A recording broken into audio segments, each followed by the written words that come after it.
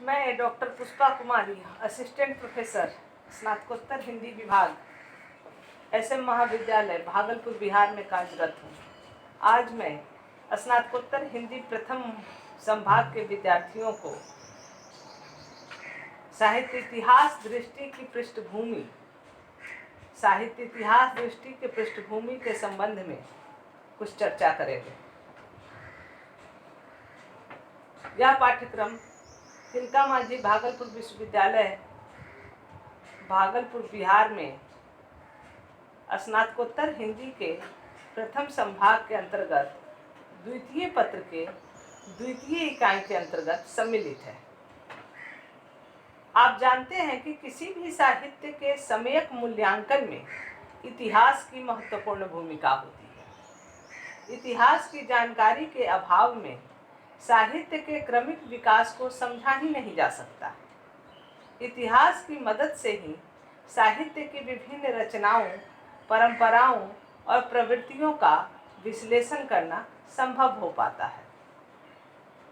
वस्तुतः साहित्य और समाज के गतिशील संबंध को पहचानने के लिए साहित्य इतिहास की आवश्यकता होती है। सामाजिक विकास और ह्रास की प्रक्रिया के साथ लोक जीवन संबद्ध होता है। लोक जीवन के अनुभवों से संवेदना का गठन होता है। लोक संवेदना सामाजिक गठन के साथ परिवर्तित होती है, परंतु साहित्य में यह प्रक्रिया बहुत सीधी और स्पष्ट दिखाई नहीं देती है।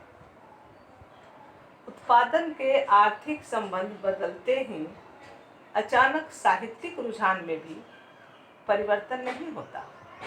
साहित्य में यह परिवर्तन धीरे धीरे होता है। इसलिए साहित्य का रूप गठन और भी धीरे से बदलता है।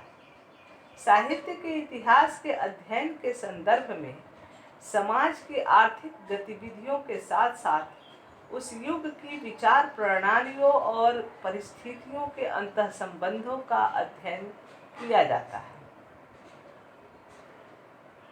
हम साहित्य इतिहास का अध्ययन विभिन्न कालखंडों में बांटकर करते हैं। उस विशिष्ट कालखंड को नामकरण और काल विभाजन के आधार पर अलग करते हैं।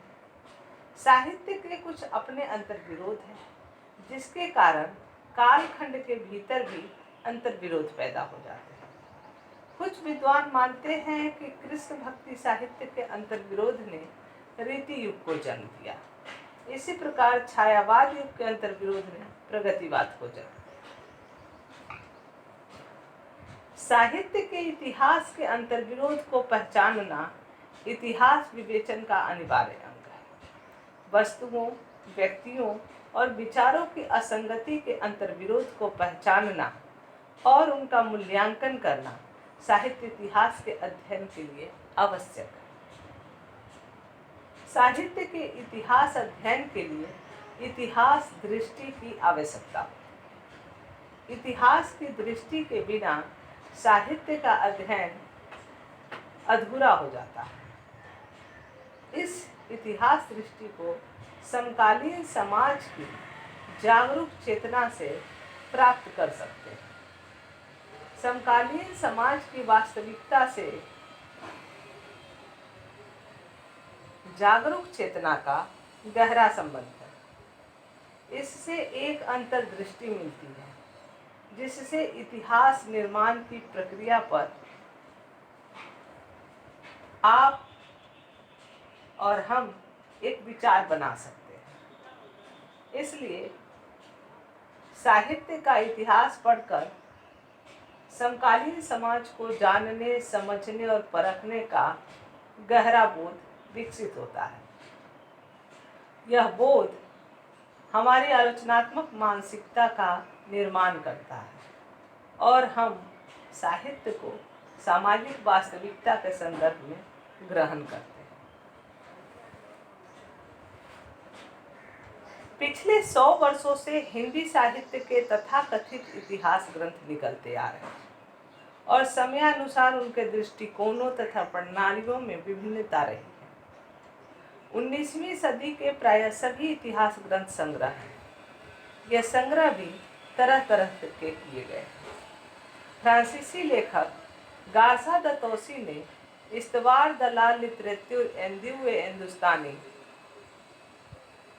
में 70 कवियों का संग्रह वर्णानुक्रम से किया है। तो शिव सिंह सेंगर ने शिव सिंह सरोज में यूं ही 1 सहस्त्र कवियों का वृत्त एकत्र कर दिया है, जिसमें संक्षिप्त जीवन वृत्त के साथ कविताओं के उदाहरण भी हैं। ग्रियर्सन ने modern vernacular literature of northern Hindustan में शिव सिंह सरोज की ही सामग्री को कालक्रम से इतिहास का रूप देने की चेष्टा की। इन संग्रहों के प्रयोजन शायद हिंदी साहित्य का केवल परिचय देना था, और जैसा प्रयोजन वैसा निर्वचन। उन्होंने कुछ प्रसिद्ध और ज्ञात कवियों की सूची छापी। यह प्रवृत्ति साहित्य के इतिहास में नहीं थी, बल्कि उस युग के समस्त ऐतिहासिक दृष्टिकोण का अंग मात्र थी। इतिहास का अर्थ था व्यक्तियों की सूची और उसका उपयोग था कोरी जानकारी प्राप्त करना, अथवा अधिक से अधिक काव्य के उदाहरणों का रस आस्वादन।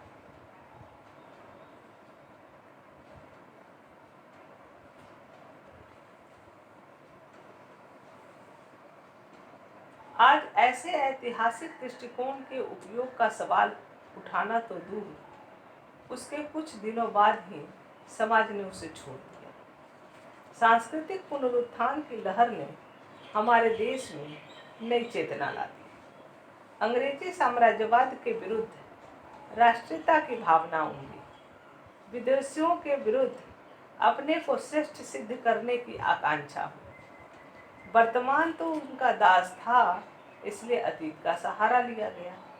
स्वतंत्रता के संग्राम में इतिहास का उपयोग पहली बार करने की चेष्टा की गई।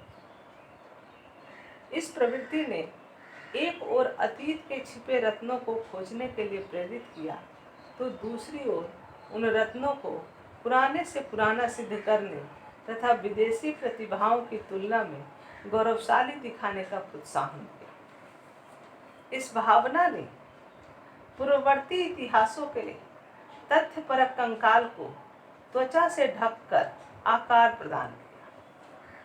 उस युग के साहित्य ही नहीं, सभी विषयों के इतिहासों में भी यह प्रवृत्ति देखी जा सकती है। नागरी प्रचारणी सभा ने व्यापक रूप से कवियों की खोज का काम शुरू किया, और उसके द्वारा 8 जिल्दों में प्रकाशित रिपोर्टों के आधार पर मिस्र बंधुओं ने लगभग 5000 कवियों का विशाल वृत्त संग्रह मिस्र बंधु विनोद 3 भागों में लिख डाला।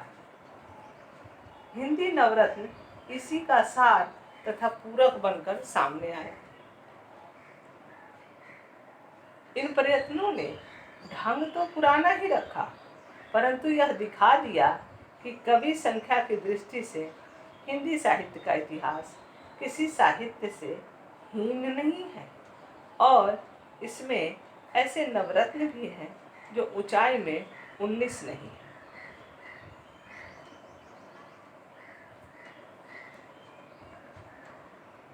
शीघ्र ही पुनर्जागरण की भावना वैयक्तिक धरातल से आगे बढ़कर व्यापक सामाजिक क्षेत्र के रूप में उतरी, और गांधी जी के साथ राष्ट्रीयता की भावना ने विकास का नया चरण रखा। विचारों में सामाजिक चेतना आई। इतिहास में व्यक्तियों के सहारे समूची जाति का कार्यकलाप दिखाने की चेष्टा होने लगी। व्यक्ति अपनी समस्त परिस्थितियों के साथ वर्णित हुआ। साहित्य का इतिहास अलग अलग कवियों की समीक्षाओं का संग्रह था। अब विभिन्न युगों की राजनीतिक सामाजिक परिस्थितियों के वर्णन से भी सम्मिलित हो उठा।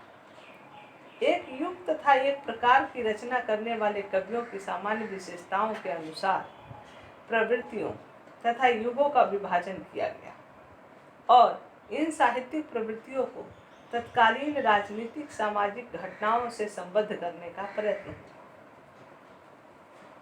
आचार्य रामचंद्र शुक्ल का हिंदी साहित्य का इतिहास और डॉक्टर श्याम सुंदर दास का हिंदी भाषा और साहित्य इस युग के प्रतिनिधि इतिहास है। इन दोनों में भी शुक्ल जी के इतिहास को अग्रणी तथा पथ प्रदर्शक मानना चाहिए। मिश्र बंधुओं ने हिंदी साहित्य के जिस कंकाल को आकार भर दिया था, उसमें शुक्ल जी ने रक्त संचार किया और साथ ही उसे मांसल भी बनाया। ढांचा मिश्र बंधु विनोद का ही था, सामग्री भी वही थी। शुक्ल जी ने उस संग्रह से संकलन किया, खोज से प्राप्त नई सामग्री के अनुसार यत्र तत्र तिथि, स्थान तथा ग्रंथ संख्या संबंधी संशोधन और विचार भी किया, लेकिन उनका मन तथ्यों की छानबीन की ओर उतना नहीं रमा। उनकी रस दृष्टि और विवेचनशील प्रतिभा कवियों के मूल्यांकन में अधिक खुली। कवियों के जीवन वृत्त, ग्रंथ सूची आदि से आगे बढ़कर उन्होंने कवियों के साहित्यिक सामर्थ्य का उद्घाटन किया। सबकी रचना का नमूना देने का ढंग तो ज्यों का त्यों रहने दिया, परंतु नमूनों को अधिक प्रतिनिधि तथा उत्कृष्ट बनाने की चेष्टा की। कवियों के नाम के पहले क्रम संख्या देने का ढंग भी वही रहने दिया, परंतु प्रवृत्ति साम्य और युग के अनुसार कवियों को समुदायों में रखकर उन्होंने सामूहिक भाव डालने की ओर ध्यान रखा। इसलिए कुछ प्रवाह पतित विशिष्ट कवियों को भी फुटकर खाते में डाल देना पड़ा। इस तरह इतिहास के आदि, मध्य, आधुनिक जैसे पूरे काल परक विभाजन को उन्होंने वीर गाथा, भक्ति, रीति और गद्य काल की भावपरक क्यारियों में पुनः रोकने का उद्योग किया। साथ ही इन सबका सामान्य परिचय देकर एक ऐतिहासिक प्रवाह दिखाना चाहा। उन्होंने प्रवाह की गति का उत्थान पतन भी दिखाया और लोक संग्रह की कसौटी पर इतिहास के समाजोन्मुख और समाज परांगमुख युगों में अंतर बतलाया। कुल मिलाकर यह निस्संदेह कहा जा सकता है कि शुक्ल जी को जो इतिहास पंचांग के रूप में प्राप्त हुआ था, उसे उन्होंने मानवीय शक्ति से अनुप्राणित कर साहित्य बना दिया। बाबू श्याम सुंदर दास यह गहराई और बारीकी तो न निभा सके, लेकिन उन्होंने शुक्ल जी के इतिहास के विभिन्न प्रवाह को क्रम संख्या, रचनाओं का नमूना आदि बातें घटाकर अविच्छिन्न सा दिखलाना चाहा। हाँ, उन्होंने शुक्ल जी की अपेक्षा राजनीतिक, सामाजिक, सांस्कृतिक परिस्थितियों का खाता और लंबा कर दिया।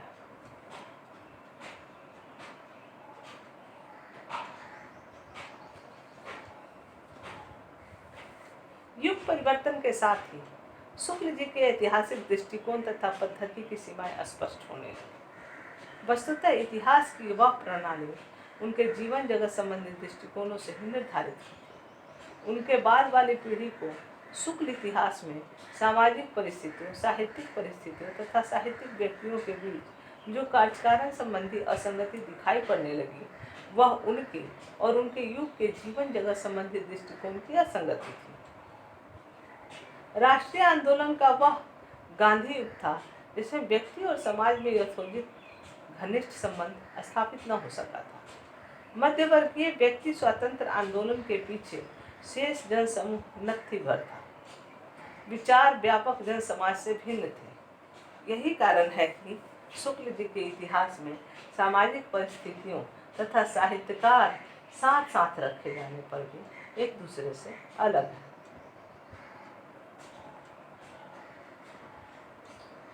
जिस युक्ति से वे परिस्थितियों से उत्पन्न बताए जाते हैं, वह तर्कसंगत प्रतीत नहीं होती। जैसे भक्त कवियों को मुसलमानी शासन की दास्ताजन निराशा से उत्पन्न बताना।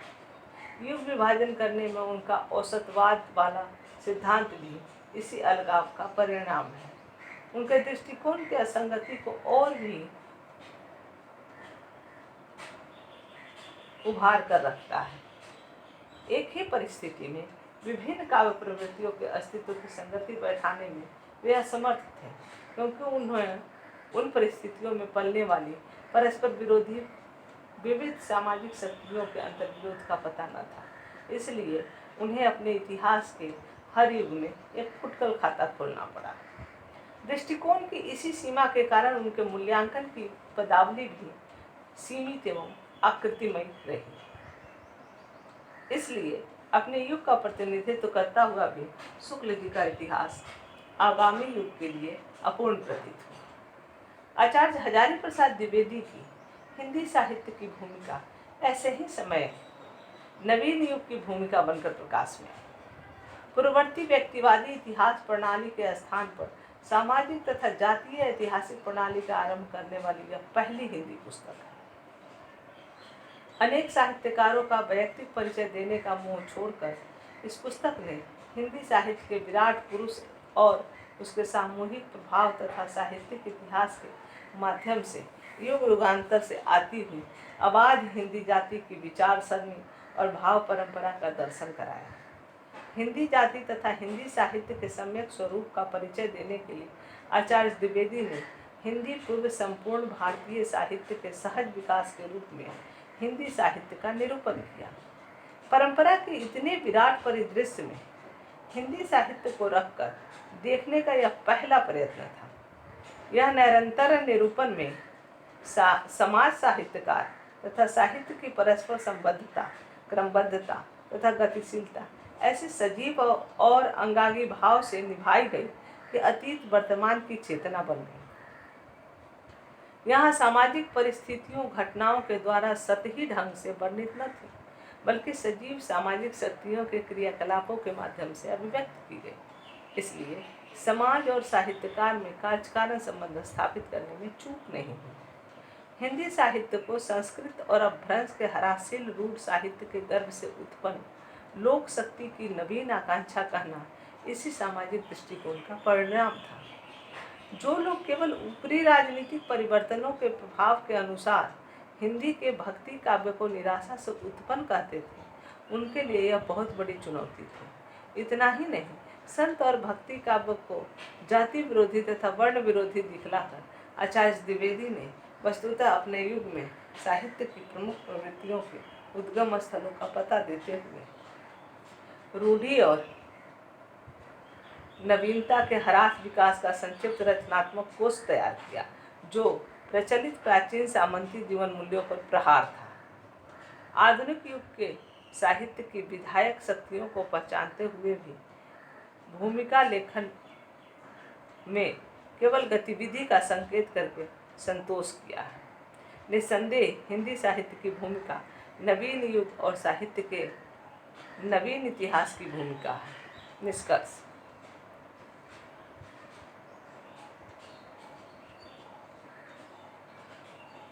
अब तक इतिहास के जिन दृष्टिकोणों और प्रणालियों की चर्चा हुई, उनसे ऐसा प्रतीत हो सकता है कि हर नए युग में समाज ने सामूहिक रूप से एक ही दृष्टिकोण का अवलंबन किया है। यह प्रतीति प्रायः उचित और सत्य है। इसी बीच थोड़ा बहुत अंतर होते हुए भी स्वतंत्रता के संघर्ष में भारतीय समाज के सभी स्तर प्रायः संयुक्त से थे। इसलिए इतिहास संबंधी दृष्टिकोण और प्रणाली में भी आधारभूत मतभेद न था। धन्यवाद।